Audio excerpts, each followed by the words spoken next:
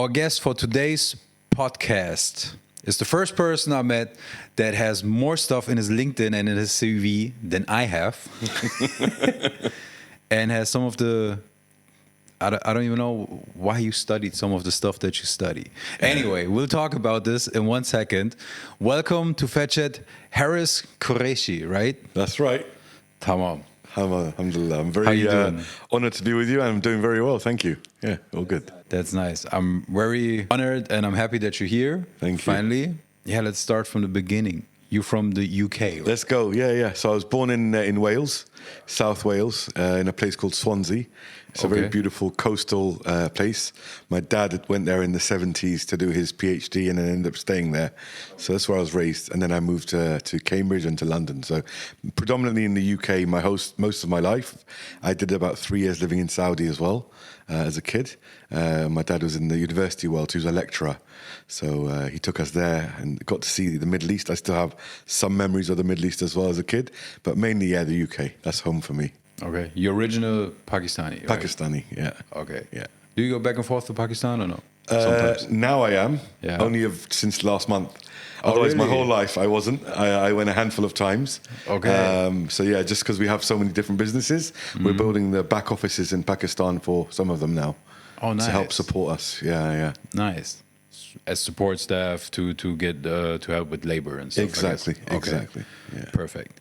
First, most important question: why in the world did you study? What was it again? You said it before. So yeah, my undergrad was in molecular genetics. So Why? I always loved biology as a kid, and I always saw education more for, I guess, enjoying studying. I enjoyed certain things when I studied, but I didn't study a lot as a kid. So, for example, through school, I lived without my mum and dad, with my elder brother from the age of 11, and I didn't really do school for 3 years. And then my dad came down and was like, "You've got to move back in with me. You're not studying." And he was my guardian, moved back with my dad. And I studied for 2 years in my GCSEs, and I did really well. So my dad's like, okay, he's got a brain. He just doesn't like using it at school, right? But then he was in biology, so I studied more about biology, and I just got fascinated with the science. So my father was like, okay, a huge role model in the way of education and as a leader in his field. So to follow in those footsteps, I thought, following the footsteps, let me do something in the education world. And I love biology. And within biology, genetics was like in the early 2000s, so much potential, so much unknown as well. So you've got oncology, cancer research, you've got obviously disease, you've got solutions to those diseases as well. And just understanding the human genome, the DNA, So for me, I was like, okay, it felt quite easy because I understood it. And how I got into it is a funny story because I was supposed to do dentistry, and I was with my best friend. I was like, I don't know how to tell my dad I don't want to do dentistry because I don't want him thinking I'm a failure. So as I'm walking in London, King's College is around the corner, and King's is quite well known. It's near the London Eye. I'm like, let's just go in there. So me and my best friend go in there. He's got all his spikes on his hair, and we're just like two lost souls. And I went into this building, and this lady was there. And I said, hey, how are you? And she said, yeah, I'm good. What's your name? She said, I'm Dr. Kumba. Oh, which subject are you in? She said, molecular genetics. I'm head of the... I said, I've always wanted to do molecular genetics. I had no plan. You were just bullshitting. Yeah, I had no plan. And we sat there and had a coffee, and she said, you know what? We've had a lot of females apply for this course and not a lot of males. I said, well, I'm male. How about that? Alhamdulillah, I got in the course, enrolled, and then I did 3 years there. So that was the story. So that's how I ended up doing it. But I enjoyed it, and I made really good friends in the biomedical sciences and in microbiology because they all overlap chemistry. And, a lot of them went on to become doctors or research within science, work for Pfizer and the big companies. For me, I always had business in my blood. But I thought if I did that more for family, then, at least I've hit a certain milestone. Yeah. What field is your father working in or did work in? So he's retired now. He's a botanist. So he still does some guest lecturing here and there. Okay. But it's basically science of plants. Plants. In specific, my dad was one of the top 13 in the world, late 80s, called land degradation and rehabilitation. How do I grow greenery in the desert? That was his thing. Oh, really? Yeah, in arid land. So that's why he came to Saudi for many years. Yeah. Yeah. So you probably did a lot of pre-work or preparation of what they're doing right now. Yeah, because yeah. I saw Saudi Arabia at the moment, they're doing a lot of Correct. reclaiming the desert and stuff like this. Some areas, when I read about it, I'll send him the article. He'll say, I was there in 95, and we Damn. did this study saying if you do this now to the sand, that in 20 years it will be like this, and in 20 years it'll be... So it was long-term planning, yeah. Oh, Yeah. really? Yeah. So your father really helped to get the stuff redeveloped. Yeah. In That's greenery, crazy. which helps us, it cools us down as well, right? Yeah, a little bit. Yeah. I still like the warm climate here. I always say that. Like, that's the main reason why I left Europe. Like, Yeah. winter depresses me. Yeah. I can't stand it. So you just recently got to Dubai then, right? 2 years ago, yeah. 2 years ago. Okay. So till that, UK. Yeah, so Mostly for UK, me... a little Saudi. And Yeah, I go back to the UK to see family. Otherwise, this has become very much home. The friends I've made even since coming here, I feel like I've known for years and years, Yeah. just because we're on the same journey of life, you know. So yeah, it's been amazing. I live just outside Dubai in Sharjah, yeah, it's really nice, quiet, peaceful. Even in UK, I was outside London, yeah. So I like the more quieter life, yeah. Yeah. Dubai is just too busy for me. are you good in Sharjah if you don't have to go to Dubai every day? Yeah, If exactly. you have to go to Dubai every day, That's a problem. your whole life becomes a problem. Yeah. That is no. So after the genetics, you studied psychology. Yeah, business psychology. Yeah. So I spent the best part of 10 years in the sales industry. So I was a sales leader. I would run lots of recruitment campaigns, and I'd get people in. I'd train them how to sell. So the psychology of selling. Yeah. And so after 10 years of this, I felt like I was a doctor in this industry. I was like, I understand the mind, you know. And we did face-to-face selling, which is very hard, where people would stop at a stand, a booth, a shopping center, and my guys and we would convince people to buy the product we're selling. It could be a broadband or an energy contract or whatever it might be, yeah, dental insurance, whatever. So after that, I felt like I wanted to read more. I was like, I need to prove to myself that I understand this industry. So I took on, while I was working full time, to actually double down and read. So I mainly did kind of leadership versus management. What makes a true leader? That was one thing that was big for me. Like, how can I lead people? You know, you have the wolf and you have the sheep. I was always like, I'm a wolf. Like, that's just who I am. You can follow me or you don't have to follow me. But how can I get loyal people to follow my dream and vision and be part of it as well and win from it, yeah? The second thing was sort of learning and development, so L&D. So a lot of training involves coaching, mentoring, and there's a psychological thing to it as well. So I wanted to really understand that from what the science said. So yeah, it was a good thing to do. There's a thing in the UK called CIPD, so it's a chartership for personal development. So this master's was part of that. So then you can go into L&D and run training, because one of the things I was thinking of doing was to do corporate training, so go into a corporate environment and just help teams be more efficient. But now I'm kind of doing that for our own businesses, alhamdulillah. But yeah, it was good fun. And alongside that, it was just, in essence, a sales manager for different companies. So basically, you did everything proper, what most of the coaches and mentors nowadays in the internet world say they can. Yeah. So you really know from the foundation, the scientific part, everything. For sure. And also recruiting. You know, one of my friends, he's in Dubai now, but I did a job interview for him when he was 18. And I took him on in my team. And, you know, this guy did really well for 10 years, 12 years working with me. And now he's married. He's in his mid 32 with children. And I look back to that and I've got like, they're my friends, you know, the guys who I was their manager in 2002, they WhatsApp me, how's Dubai until now? And they've become friends. So why is that you worked for me for 2 years, but now 20 years later, we're on a friendship level? It's because for me, it's about empathy, you know, and actually genuinely caring about people. And if you want them to be successful, it will make you successful. So that was a big thing in my ethos. It was actually how to add value to the people and of course, selfishly take value for myself in this journey as well. Yeah, but that's what a great leader makes up. Like, you have to understand their goals, and you have to, make their strength your strength, help Correct. them to achieve their goal in life, and automatically they will move mountains for you in your project. Yeah. So that's how it is. I mean, correct me if I'm wrong. No, I'm not the expert. Exactly right. Yeah. But that's exactly what I think it is. Yeah. So now we come to the next thing. What you have ton of businesses. I don't know how many still active, of your LinkedIn, a lot of still active. So Yeah, more in an advisory role though. They're more in advisory roles. Okay. So that means I'm in the business. I'm dialed into the business. I'll check into stuff once a week, but I'm not like physically active in a lot. It's more like equity and skin in the game in a group of companies, and I'm active on 2 mainly. active on 2. What are these 2? So the one of them is the IT side. We do Axiom. So it's IT managed services, cybersecurity, pen testing, and just ensuring that you have the right sort of data posture for your business. So if a company has 10 plus employees, we want to be the guys that help with as an extension to your IT team, just to make sure you don't get hacked. You've got the right levels of security. So that's one of the businesses I'm heavily involved in, expanding that here from North America. It's a 23-year-old company that I'm joint forces with.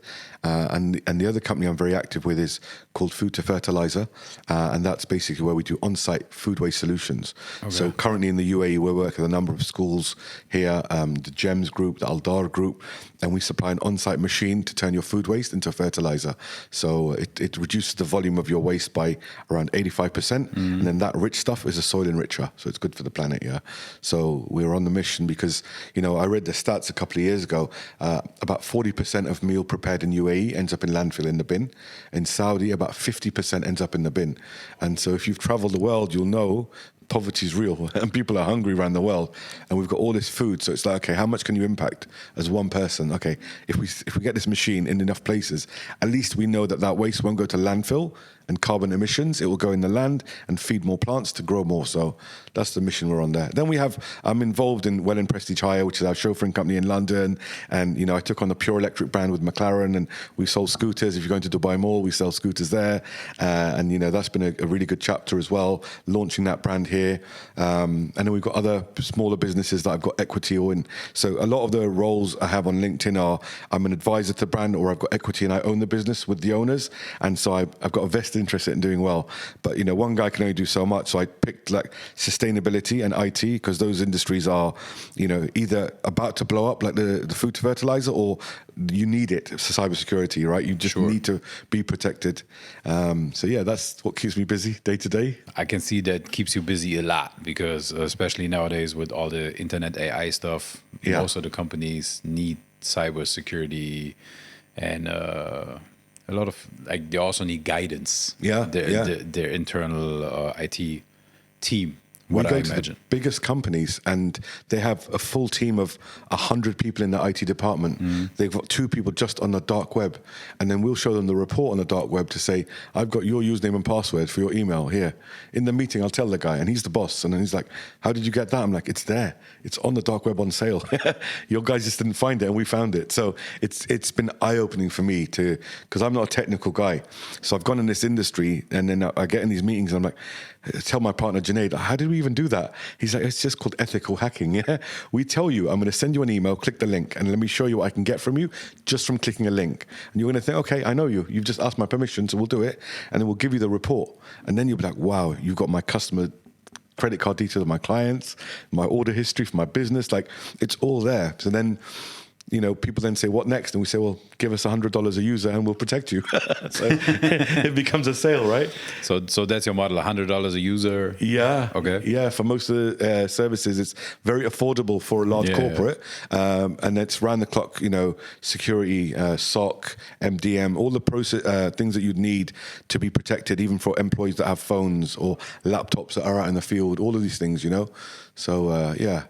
You also do kind of courses, or you go into the companies and teach them, don't open emails from like what to look for. Yeah.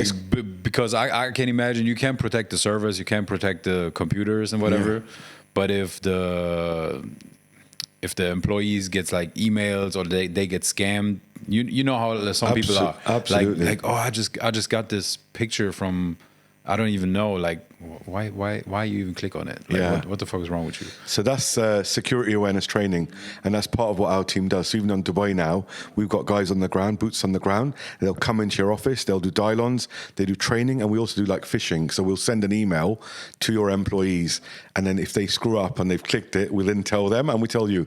So we come in and say, listen, man, you can't be opening everything here, You've got to check where it's come from. And now with AI, it's on another level. Sometimes an O looks like an A, because you look at it and you think it's an A, but but it's an O.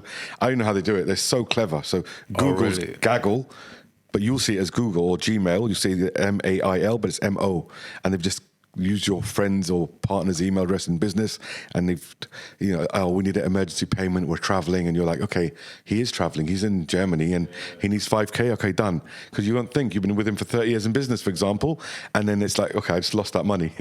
So it's very important to just at least have the education as a minimum. Yeah, of course. Like, I just saw like a couple of weeks ago, what was it? I forgot, but it was one platform that I'm definitely on. I think even with my business stuff, and I got an email, like some payment. I was like, I just paid the subscription yesterday. Like, what is going on? And it looked like proper, but I'm really particular with everything. So I just check the email. I double check the email. I check everything. I go into my account, check it double. Like, I never click anything. Yeah. But how easy is it to get hacked today?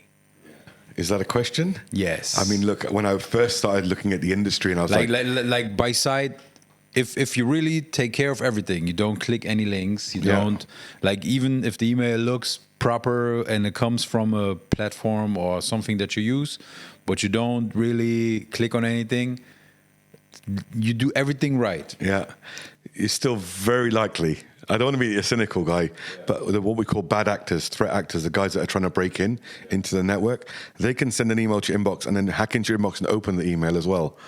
Right, so yeah, and a lot of the time when you have a break-in, like Marks and Spencer's in the UK, the Co-op, Jaguar Land Rover was shut down production recently because of the cyber hack. Yeah, the airport's just closed for 2 days. Imagine, from some 14-year-old kid who's got like snot come out his nose, drinking his 5th Red Bull for the day, sitting in a dark room. Yeah. But these guys are using AI, and they've just got, they know it's fun. It's just fun for them, Yeah. So the thing that Junaid said to me, my partner, when I started training myself in this industry, was it's not about if you're going to get hacked, it's about when. And as a business, a lot of the time, especially as you're growing and scaling. So for me, look, every business we're involved in on our portfolio, our group of companies, we are trying to add value. We're trying to make a difference and, of course, be profitable as well. But if it's not positive, I got approached by a huge rapper from New York, his VC, to join in 2016, and I was excited. I was like, oh wow, it was Nas, right? I'm like, oh, I just love this guy back in the day. Yeah. And the brand was a cigar brand. Then when I went home, I thought, thinking about it, I was like, okay, I might smoke a cigar, but do I want to be a guy who's promoting and selling cigars as a father as well? Yeah. And my kids, but what does daddy do? Oh, he sells cigars. They'll be smoking at 14, yeah? So I was just like, you know what? I'd probably, if I've got my own habits, that's a different thing. But as a business, I want to add value. And that's kind of when I was entering the business world full-time and leaving my job, I was like, I've got to pick what I do very carefully and not do, like I do a lot, right? But not do too much and know when you're doing too much. So one of our companies, example, it's called Welland Prestige Hire. So, I had a good chunk of ownership in that business, and we do chauffeuring in London. So we do airport pickups, and we work with hotels and corporates. And we've got about 50 cars driving around, and it's doing a really good job. I recently gave up a share in that business to my nephew, because I was like, I can't add more value than you can. I live here, and also how many things can I be involved in? So I actually decided to step away. There's other things that I did where I was like, I'm not going to do that anymore. I'm going to be very careful what I choose. So then, because initially it was like coming to Dubai and setting up, I did too much, and then it was like, okay, let me narrow it down and then go again. But it's also the beauty of Dubai. Dubai damn, I can't think of the English word now. Kind of teases you to do more. Absolutely. Like you meet so many people and so many great minds with great ideas. And if you really try to work with everyone, you getting lost in the process. Exactly. Real estate. Everyone's a broker in Dubai that you meet, right? I know. So I came and said, the last thing I'm going to do is real estate. Guess what? I have a trade license now for real estate. Why? I was getting DM'd from LinkedIn. If someone wants to buy a house and I'm going to make some money off it, well, why would I not do it? So I set it up. But it is something different. Like if stuff comes to you, if you get the leads automatically because the network is so high value and also so active. Yeah. That's a different thing. Yeah. If you had to get a trade license, if you had to get a license, that's a different thing. You also could have made a deal with another real estate broker. Yeah. But I get that. But you're not actively into it. No. You're not sitting in front of TikTok or Instagram and doing and promoting this business. No. So That is something different. That's understandable. But Dubai, you're right, has a very much of a, it's positive, it's a hustle culture, but people are ambitious. We've come out from our comfort zones, our countries, our backgrounds to a new place, and everyone you meet seems to be wanting to level up, you know? Everyone who comes here want to level up. Like the construction workers to the CEO with like 12 different companies like you. So everyone wants to level up and wants to do some more. Yeah. That is the beauty of Dubai, definitely. Yeah. But I'm still impressed that you turned down a business deal with Nas. That is great. Our last business actually had some VC investment from Jay-Z and some other quite high caliber investors as well. So that was interesting too. Oh, that's nice. What was that about? Or electric bikes. Electric bikes. We used to sell bikes. So Okay. before coming here for the last few years, I was running a brand in the UK called Mate Bike. So we collabed with the Montclair brand and Palm Angels. So the VCs that came in that invested, one of them was Jay-Z. So he's pretty big as a rapper too. Obviously in business, he's huge, right? So that fund is called Marcy Ventures. That was one of the investing partners as well. So that's why you had to turn down the Nas deal. Yeah, because Jay-Z, because of the beef. Yeah. I might need to use that as a thumbnail. No, but interesting. The Mate bikes, that was just bike for sale because I had to Google it Yeah. So you just sold bikes. That was like a brand. Yeah. Right? So exactly. So the brand was born in Copenhagen. There was a brother and sister that had this idea and they wanted to bring it to life. I approached them to say I want to join the team. Initially they were like, nah. Then I approached again. I was like, guys, you've got something special here. I can help this brand grow. So it started off with like 4 or 5 people in the garage in Copenhagen. It went on crowdfunding. And from the launch on crowdfund, the 2 launches of 2 different models, it raised $20 million in pre-order. So until today, Mate Bike is the record breaker for a folding e-bike in Europe. $20 million. After that, it went on to scale to hit some crazy numbers, and then the really high-end fashion collaborations, and then my brand, which is called Picture Me Rolling, which is a custom kind of e-bike. We started customizing bikes for celebrities and high-profile people, and that's when it was fun for me because I got to meet some cool people, and then they tell me kind of their life story and what they've been through in life and how they were successful, and then I'd go away and I'd sketch up something and make them a custom bike, and then we'd gift it and we'd see the emotions, you know. Oh, nice. Thierry Henry, some really cool footballers we got to meet on the journey. Thierry Henry? Yeah. Wow. He's got a couple of my bikes. Even when I'm driving around in Dubai, I see these big billboards for this diamond brand, and there's a lady called Alia Butt. She's got 80 million followers on Instagram. But yeah, she and her team contacted us, her and her husband. They were in Dubai recently again. Ranbir Kapoor, big Indian actor. They also purchased our products, our bikes. And so, yeah, football, actors. It was really cool. Like, because we didn't approach the market saying it's a bicycle. It was like a fashion statement. It was bold. It was sexy. It was really? Fun bike. So yeah, until now, I've got some in Dubai now. And if you see them, it will make you stop and go, that's sick. Okay. So currently in City Walk, we have bikes available, some custom ones in City Walk, and soon in Mercedes-Benz Garage near the Design District. The D3 Yeah, we do district, one of ones, and they just sit there. When it sells, we put a new one in.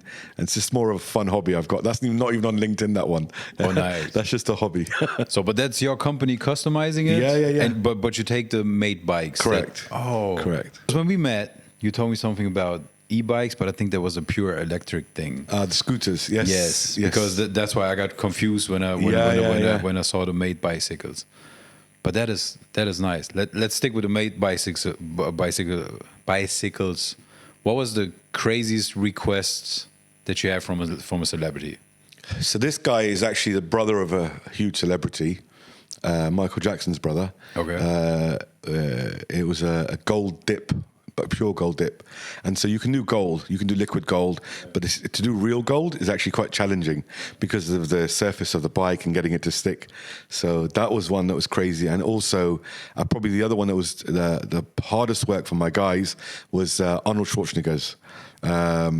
it was gold chrome and gold, so actual gold, and then the chrome one for his son. So, yeah. So my guy was like spraying and then sanding, then spraying and then sanding. I'm like, is there going to be any bike left? You keep sanding this bike, yeah? Like, come on, man. Yeah. So those ones were pretty crazy. Otherwise, generally, when it came to art, whatever the client wanted, we would make that happen. Like, you know, you can watch things on YouTube. So, you know, even my partner Asim at the time was doing the customization. He didn't know how to do a lot of it, but he'd just go away, do a reading, research. He was a photographer mainly. So he understood art and visuals, but to put that on a bike is not so easy, right? And to start painting and stenciling. But, you know, slowly but surely, he just got really good at it. So, yeah, it's fun. How did you get all these high profile people? Like, was it just because of the positioning of the product? Did they come to you, or did you approach them? Did you have any? It was a combination of things. I think, we had a unique product that did very well on crowdfund. So already you've sold, you know, so many units, so you have to fulfill them. And then because of the positioning of the brand, I think there was a status of the brand in our heads that this is just too good. And so we would say no to bike shops. You can't sell our bike because this is not a bike. This is a statement, yeah? So in our heads, we had the best thing in the world. It was good, but it wasn't that good, yeah? But it was more like how we thought it was, genuinely. So in the UK, you know, in London, for example, we ended up selling our bike through Harrods and through Selfridges and Harvey Nichols. So in Selfridges, we were the best-selling bike for a couple of years. In Harrods, Tech and Toys Level 5, you'd walk in and see a bike. People are like, why is there a bike there? And then it became a bike shop. But we were the guys that went in and said to Harrods, you need to have this bike. And then one of our partners that joined the business, Michael Lyland, an amazing guy, he is very hardworking and very influential within a certain world of fashion. So Michael owned a brand called Shambhala. It's a men's jewelry brand. I don't know if you've heard of them. So you get diamond encrusted glasses and bracelets for like $20,000 and whatever else. So his customers were DiCaprio, Jay-Z. They were friends of his, yeah? So when Michael joined the business, we knew we've got a guy that can open any door. He grew up next door to the Kardashians, like their family friends. So we knew Michael has all the connects, yeah? And yeah, you say your network is your net worth. Yeah, but if you sure. know that guy and he knows them, now you're only one click away, right? So, I get an email once from Orlando Bloom's estate, and me and Katy Perry want a bike, so I'm selling them bikes. And so we had a lot of inbound traffic. But then what I did was I took on a really good marketing agency to say, anyone who comes to our Instagram or our website, we need to know the profile of that person, because you just never know.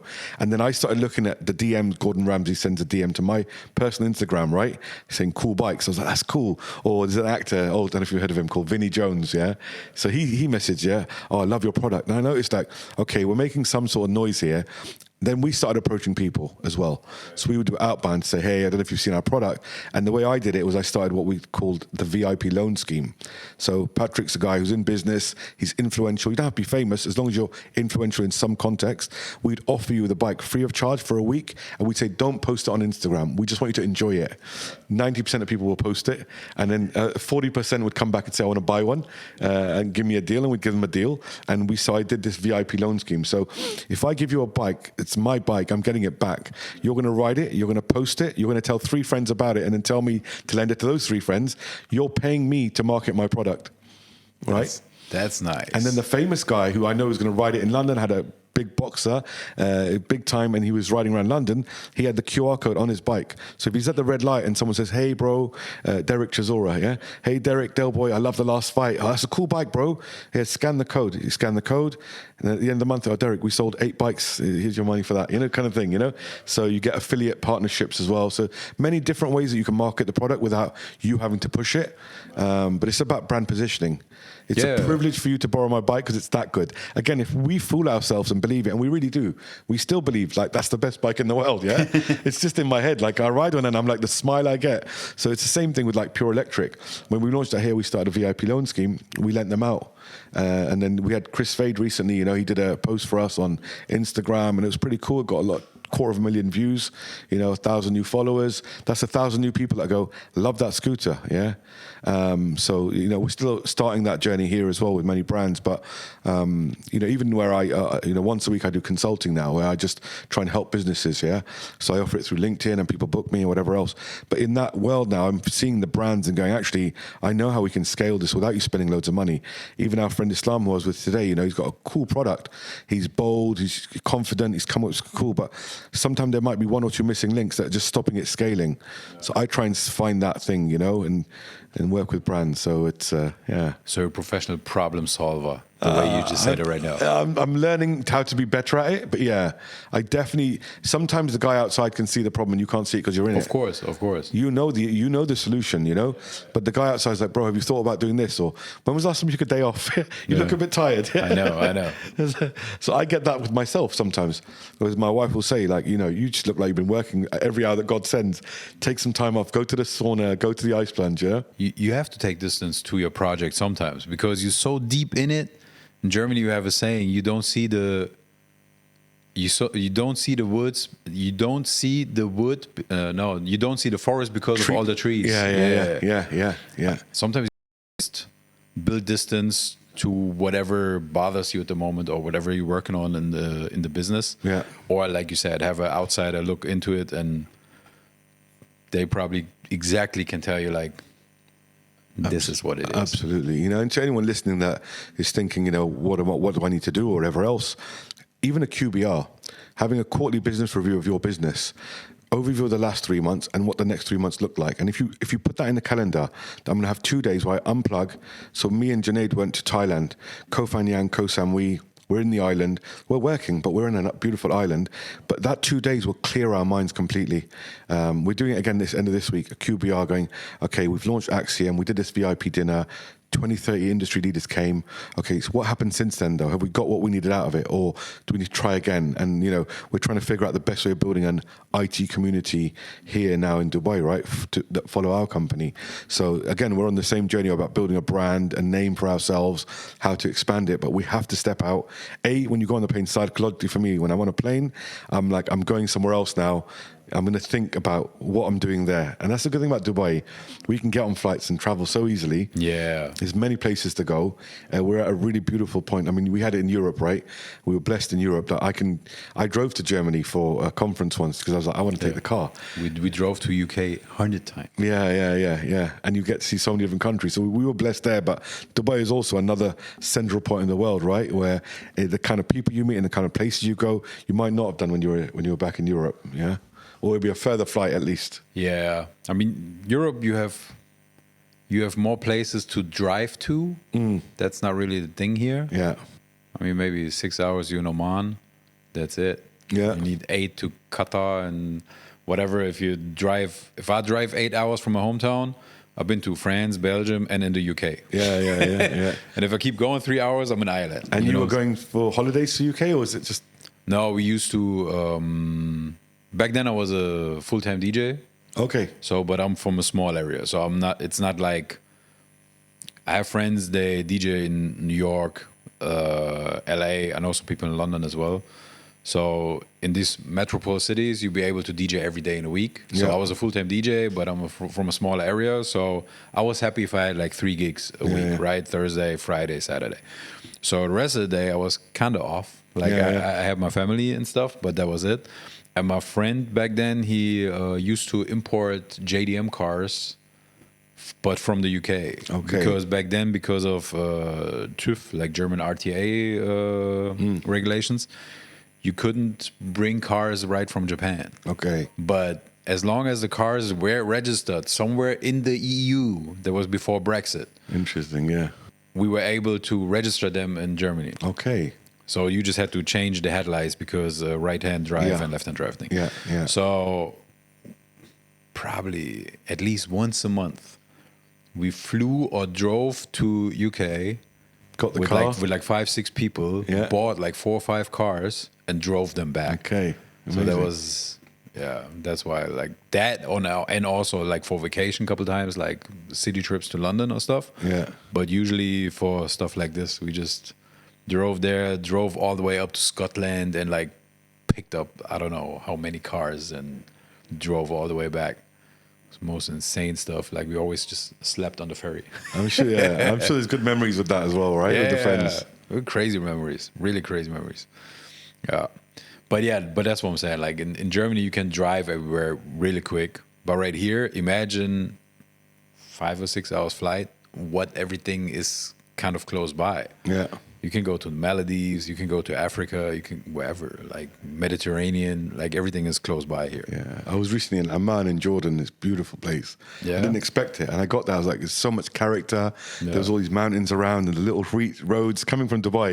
Yeah. It was nice to see that. You know, I was like, this place is decent. More nature, that what everybody complains about, what's missing here. Yeah, yeah. Yeah. It's really nice.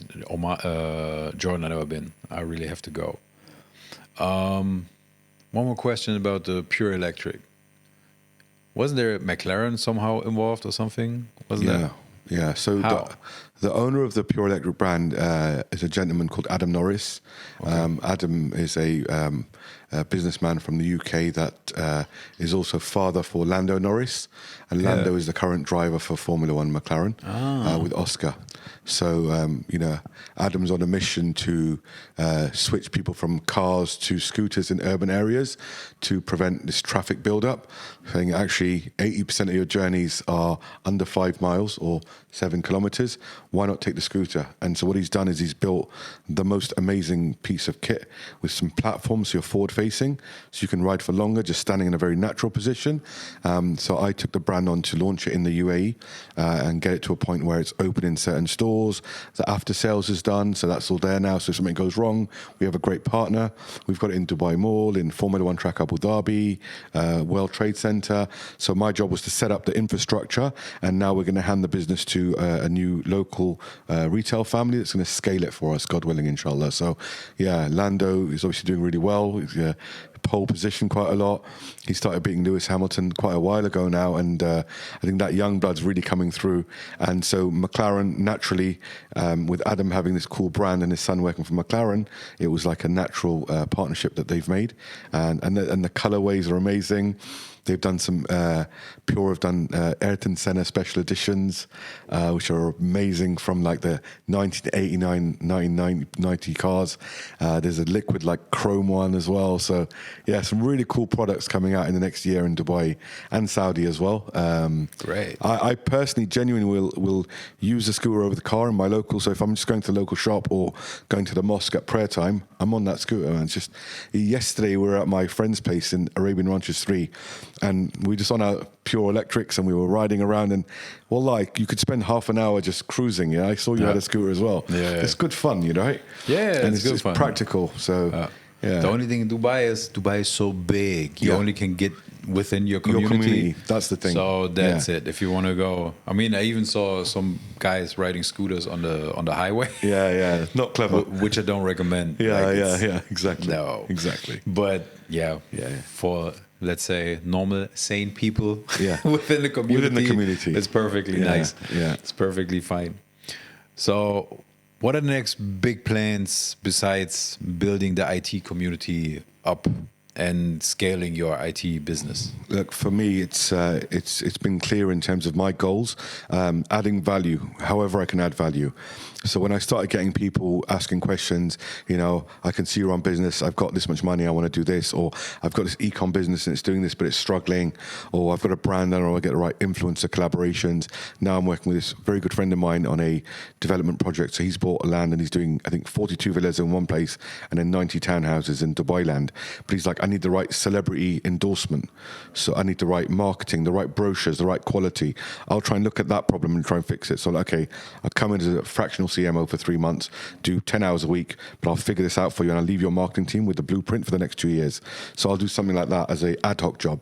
But I think the overall one now is becoming in a position financially where I'm not worried about 3 months or 6 months or 12 months from now of how to run the family. And when those things are good, you know, then you can really focus on other things. So I want to, you know, when I went to Amman, I noticed like a lot of poverty, you know, and some of the refugee camps. You know, when I drove through those and I see these kids and I'm like, man, maybe I've got it all twisted. Am I chasing the wrong thing? But then I was like, actually, I'm not. You've got to get to a level of success to add the value anyway. It's not like I'm in politics where I'm going to go and say something and change something in the world. That's not me, right? But if I can make a load of money and then we can build libraries, schools, hospitals, or contribute, man, there's value. So I'm on a mission to try and really, over the next 10 years, be comfortable enough for myself, because of course I've got 7 children, alhamdulillah, right? So yeah, big family. So Big I've got to family. take care of them and make sure there's a succession plan, but at the same time actually add real value to the world somehow. We're in a political landscape that's it's difficult, and you almost get, if you're doom scrolling on Instagram, whenever you see a child and what's going on, it's almost like we're so used to it now, which is sad. If I asked you 4 years ago or 5 years ago, would you see a child going through that, and just how would you react? You'd say, man, I'd get up and I'd just do something. But it's almost like it's really sad. What can I do? So then I thought, what can I do, right? Maybe some charity work, maybe some sort of philanthropy work, right? But I'm so engrossed in the IT and the food waste and what I'm doing now, I've just got to keep focused on it. And then, inshallah, God willing, with time, we become at a point where actually we can now get the right teams, So I think now this year is all about recruiting the right team. So I mentioned about being in the wolf, right? It's not like I'm looking for sheep. I'm not. Yeah. I'm looking for other wolves that want to level up. Like, do you want to be the MD of this company? Because I don't want to be that guy. I've got bigger goals. Why don't you become an MD of a company and manage the whole thing? Give me the hour a week breakdown and take the money. Yeah, like I'll take my as the owner, but you can take a good wage or commission structure, whatever. So I'm figuring out that how do I build that line of defense? Like a Mate Bike, I didn't take a customer call for maybe a year. I'd visit the shops. We had a shop in Covent Garden in Shoreditch. I'd go and say hello, but it was more just to have a coffee and see my guys, right? They were doing all the hard work because they were in the team and they were helping me. Customer service, inbound, outbound calls, Instagram, the DMs. Like, I stopped checking that at one point because you have to elevate yourself, you've got to get the right people in. So right now it's, I've got jobs on LinkedIn that we're recruiting for. And I think the next chapter is very much recruit people, scale the businesses, and then do hopefully some good power moves, as a collective, ringing you up saying, hey bro, we're going to be doing XYZ. Do you want to get involved? Either come with us or do you want to donate to it? Whatever, but it'll be more charity work, hopefully long term. Of course. But as you said, you have to get to position yourself that you'll be able to help. Absolutely. Exactly. It's like the safety videos in the airplane. Put the mask on yourself First. before you put it on. 100%. Exactly. The same. If you can't breathe, how you want to help others? Yeah. Exactly. So that's how it is. Exactly. But that's some good plans. So business-wise, sounds like you're pretty open to whatever comes your way, which fits your mindset and your beliefs, and which you can see yourself in, I guess. Yeah, I most likely won't take on any more business projects for the near future, at least. That's what you say. I know. Shiny object syndrome. I ask you in 2 weeks. Yeah, exactly. But, I'm invested in the IT side and the food waste side. I've got to see them really scale. I really believe we're going to impact the 2030 vision for food waste with what we're doing in the region and in the Saudi as well. So that's a huge piece of work we've got to do. And, and inshallah, as well as saving people money, we make great money in the process, right? Because we obviously make money off our machinery and after sales as well. So, we did the education for 2 years, and then we got people, the major hotels in the Palm, contacting us saying, hey, we need a solution. So now we're at that phase. We're like, okay, next is going to be installing even more machines than we already do and hopefully scaling that. So I'm very much focused on these ones. You won't see any more new LinkedIn updates. The consultancies have been going on for a while, but I just announced it more recently to get more traffic through LinkedIn, and that's very limited time. I don't have huge amounts of time to do consulting. It's more, I know I can add value. How much free advice should I give when I should be on my business? So I'm charging a very affordable fee to say, okay, let's talk and I can help, So it's still multi businesses, but it's not as bad as it sounds. I understand. Did you ever think about do what everybody's doing on the internet right now?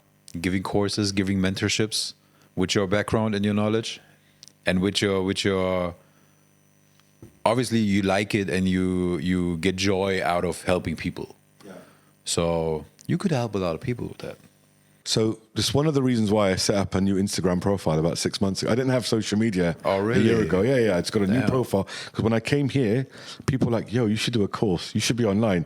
Why are you not on Instagram? Why are you not on Instagram? I'm like, I don't have time for that thing, you know? And then I'd say 6 to 8 months ago, I sat with my friend and he's like, set it up today, just do it. So I went home, I was like, okay, let me get back on the socials, yeah?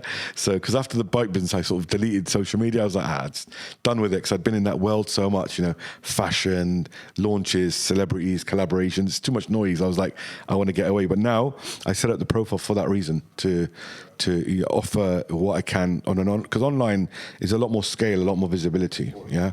So I'm just on the start of that journey. Hence why, if there's an opportunity to even come on a podcast, or my own show launches in 6 weeks from now, it's called The Uncommon Force. It's my own podcast. I recorded Islam was on Mike's show as well. Nice. In fact, his first ever podcast was me, but it's in the bank. Yeah.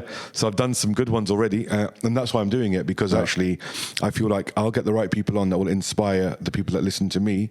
And then hopefully on the journey, you can understand what I've done, and then I can add value that way. So I don't know enough about the online courses as of yet, but I've seen people doing it, and I'm like, do you know what? I not to be big-headed, but I just think I could add more value, maybe based on the fact that I've been through it.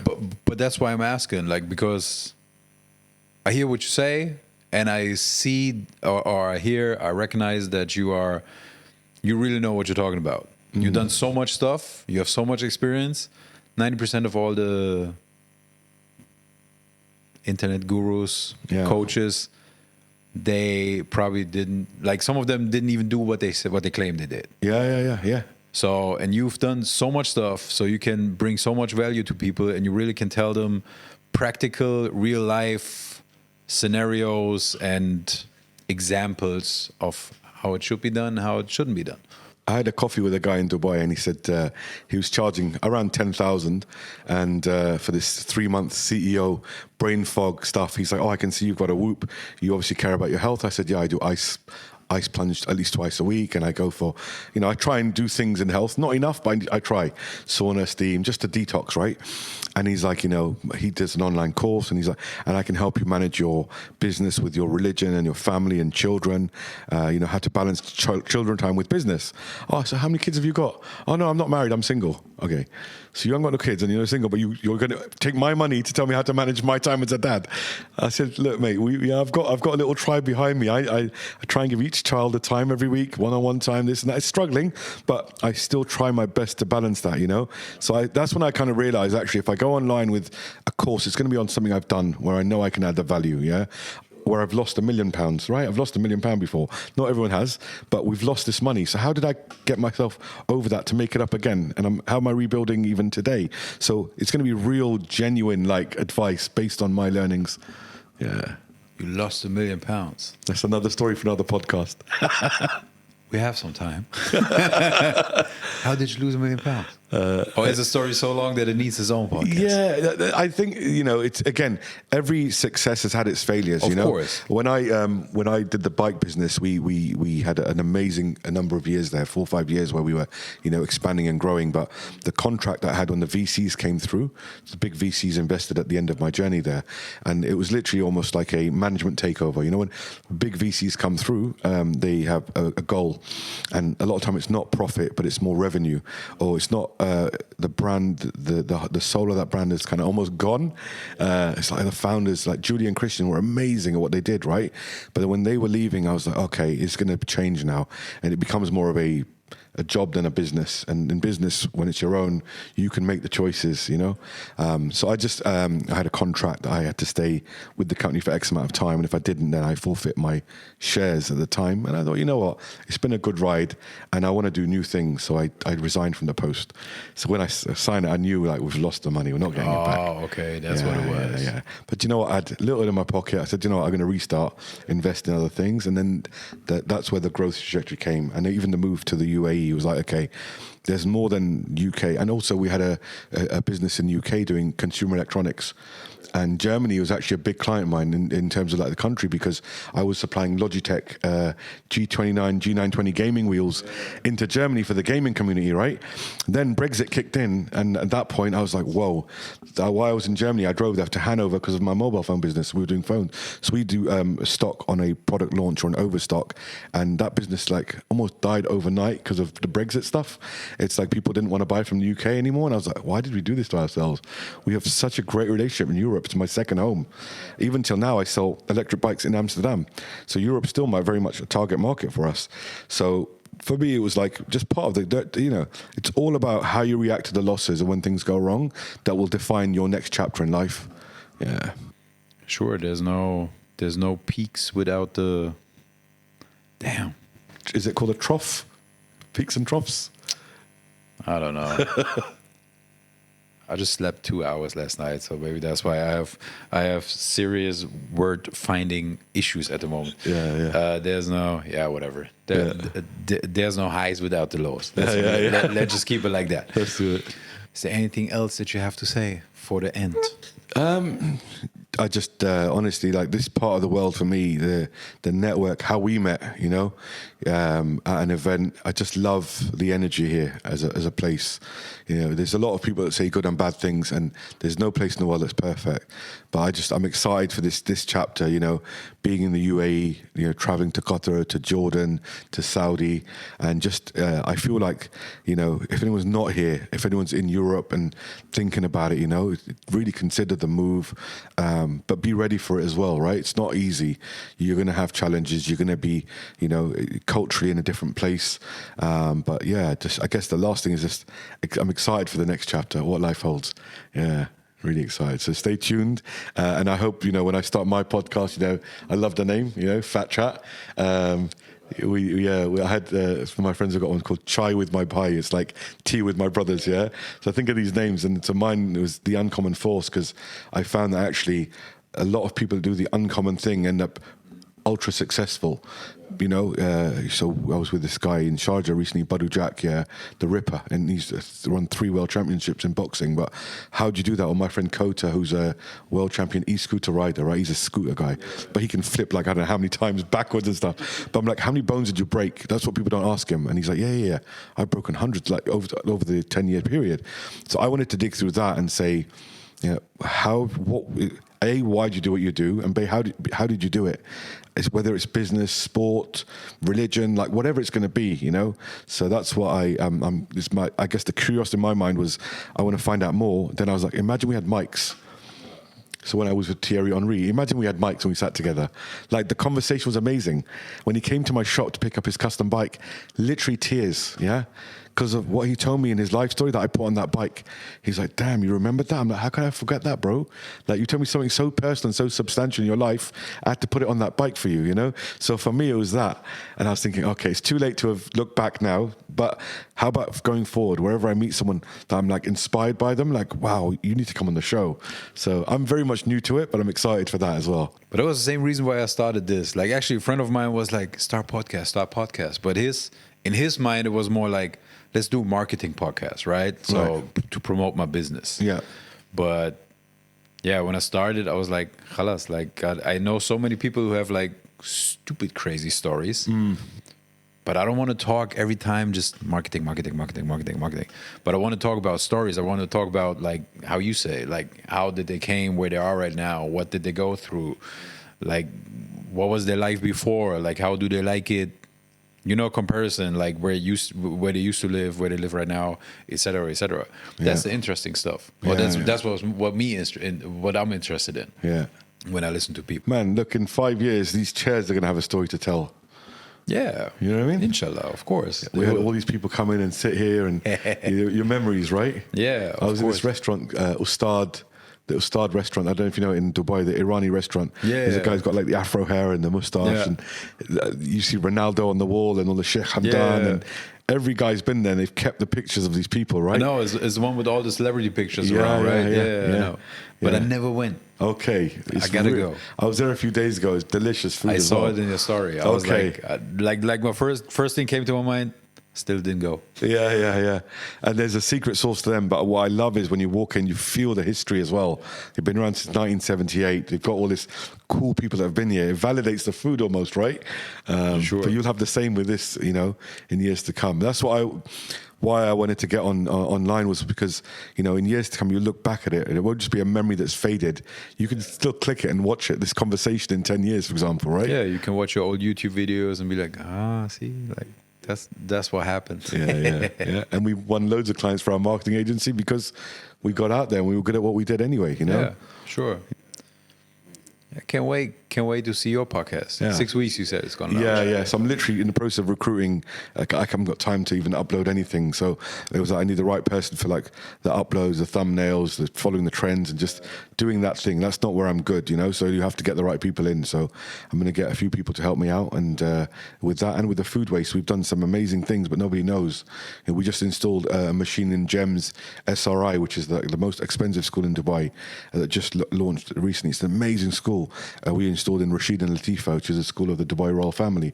But nobody knows unless you watch this video now, right? So I'm like, okay, let's make some cool videos and put it out there. Then other people look and go, okay, if they're doing it, I want to do it. I want to do food waste management, not throw it in landfill. But you have to educate people through content, through marketing, right? So this is that. You have to show them what good they can do.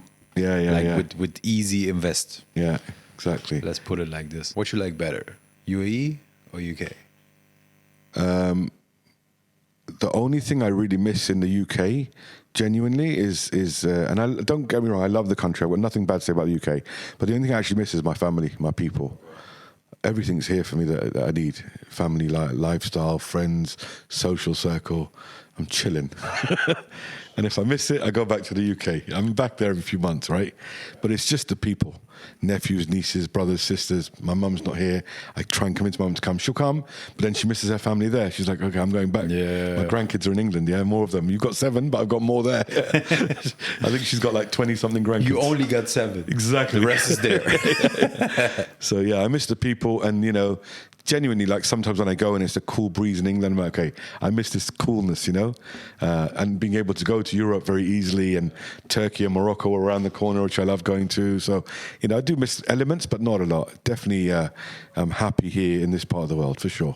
I think that almost wraps it up for today's episode. Amazing. And we'll definitely do another one, maybe in a year or two. I'd love to. When your LinkedIn is updated. Yeah, for sure. Brother, I really enjoyed this episode. Thank you so much. And shukran that you came. Yeah. And thank you too. bro, Thank you too. We will link everything that has to do with our brother here underneath the video. And if you watch on YouTube, you already saw his Instagram handle, his brand new Instagram handle. Yeah. And we'll also link your companies and your the food wastage stuff if people want to get into it. Or if you know someone who knows someone. Everything will be in the description. I thank everyone for watching, for listening, wherever you consume this podcast. My name is Patrick still. Thank you so much, Fat Chat, for this episode. Share this episode, comment, and tell your friends to listen or watch it. Every time I log on to Spotify, is it Spotify? Yeah, Spotify yells at me that I need to share it more and tell you guys to follow, because you listen, but you don't follow. So thank you so much. Amazing. See you next time. Thank you. Bro, thank you so much. No worries.